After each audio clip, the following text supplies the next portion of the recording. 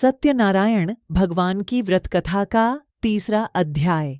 सूतजी बोले, हे श्रेष्ठ मुनियों, अब आगे की कथा कहता हूँ। पहले समय में उल्कामुख नाम का एक बुद्धिमान राजा था। वह सत्यवक्ता और जितेंद्रिय था। प्रतिदिन देवस्थानों पर जाता और निर्धनों को धन देकर उनके कष्ट दूर करता था। उसकी पत्नी कमल के समान मुख वाली तथा सती साध्वी थी। भद्रशिला नदी के तट पर उन दोनों ने श्री सत्यनारायण भगवान का व्रत किया। उसी समय साधु नाम का एक वैश्य आया। उसके पास व्यापार करने के लिए बहुत सा धन भी था। राजा को व्रत करते देखकर वह विनय के साथ पूछने लगा, हे राजन, भक्तिभाव से पूर्ण होकर आप यह क्या कर रहे हैं? मैं सुनने की इच्छा रखता हूँ, तो आप मुझे बताएं।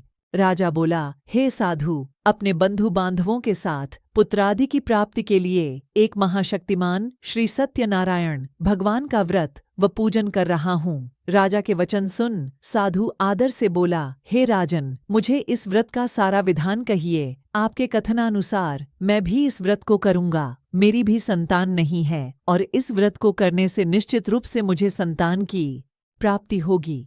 राजा से व्रत का सारा विधान सुन व्यापार से निवृत्त हो वह अपने घर गया। साधु वैश्य ने अपनी पत्नी को संतान देने वाले इस व्रत का वर्णन कह सुनाया और कहा कि जब मेरी संतान होगी तब मैं इस व्रत को करूँगा। साधु ने इस तरह के वचन अपनी पत्नी लीलावती से कहे। एक दिन लीलावती पति के साथ आनंदित हो सांसारिक धर्म में प्रवृत्त होकर सत्यनारायण भगवान की कृपा से गर्भवती हो गई। 10वें महीने में उसके गर्भ से एक सुंदर कन्या ने जन्म लिया। दिनों दिन वह ऐसे बढ़ने लगी जैसे कि शुक्ल पक्ष का चंद्रमा बढ़ता है। माता पिता ने अपनी कन्या का नाम कलावती रखा। एक दिन लीलावती ने मीठे शब्दों में अपने पति को याद दिलाया कि आपने सत्यनारायण भगवान के जिस व्रत को करने का संकल्प किया था उसे करने का समय आ गया है। आप इस व्रत को करिए। साधु बोला कि हे प्रिय, इस व्रत को मैं उसके विवाह पर करूँगा। इस प्रकार अपनी पत्नी को आश्वासन देकर वह नगर को चला गया। कलावती पिता के घर में रह वृद्धि को प्राप्त हो गई। साधु ने एक बार नगर में अपनी कन्या को सखियों के साथ देखा तो तुरंत ही दूत को बुलाया और कहा कि मेरी कन्या के योग्य वर देख कर आओ। साधु की बात सुनकर दूत कंचन नगर में पहुंचा और वहां देखभाल कर लड़की के सुयोग्य वाणिक पुत्र को ले आया। सुयोग्य लड़के को देख साधु ने बंधु बांधवों को बुलाकर अपनी पुत्री का विवाह कर दिया। लेकिन दुर्भाग्य की बात ये कि साधु ने अभी भी श्री सत्यनारायण भगवान का व्रत नहीं किया। इस पर श्री भगवान क्रोधित हो गए और श्राप दिया कि साधु को अत्यधिक दुख मिले। अपने कार्य में कुशल साधु बनिया जमाई को लेकर समुद्र के पास स्थित होकर रत्नासारपुर नगर में गया। वहां जाकर दामाद ससुर दोनों मिलकर चंद्रकेतु राजा के नगर में व्यापार करने लगे। एक दिन भगवान सत्यनारायण की माया से एक चोर राजा का धन चुराकर भाग रहा था। उसने राजा के सिपाहियों को अपना पीछा करते देख चुराया हुआ धन वहां रख दिया जहां साधु अपने जमाई के साथ ठहरा हुआ था। राजा के सिपाहियों ने साधु वैश्य के पास राजा का धन पड़ा देखा तो वह ससुर जमाई दोनों को बांधकर प्रसन्नता से राजा के पास ले गए और कहा कि उन दोनों चोरों हम पकड़ लाए हैं, आप आगे की कार्यवाही की आज्ञा दें। राजा की आज्ञा से उन दोनों को कठिन कारावास में डाल दिया गया और उनका सारा धन भी उनसे छीन लिया गया।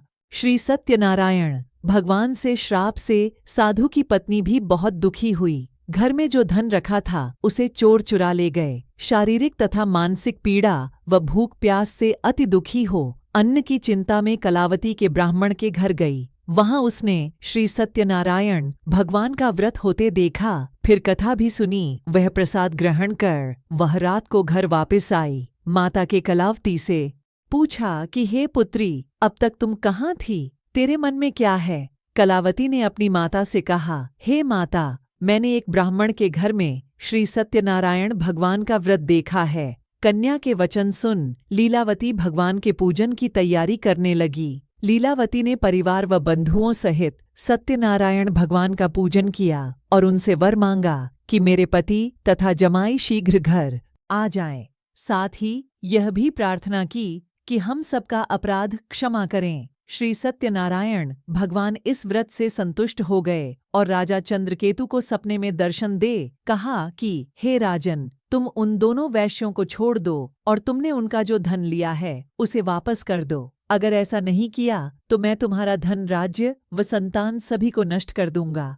राजा को यह सब कहकर वह अंतर्धान हो गए। प्रातःकाल सभा में राजा ने अपना सपना सुनाया, फिर बोले कि बणिक पुत्रों को कैद से मुक्त कर सभा में लाओ। दोनों ने आते ही राजा को प्रणाम किया। राजा मीठी वाणी में बोला, हे महानुभावों, भाग्यवश ऐसा कठिन दुख तुम्हें प्राप्त हुआ है, लेकिन अब तुम्हें कोई भय नहीं है। ऐसा कह राजा ने उन दोनों को नए वस्त्राभूषण भी पहनाए और जितना धन उनका लिया था उससे दुगुना धन वापस कर दिया। दोनों वैश्य अपने घर को चल दिए। श्री सत्यनारायण व्रत कथा का 3रा अध्याय संपूर्ण। बोलिए श्री सत्यनारायण भगवान की जय।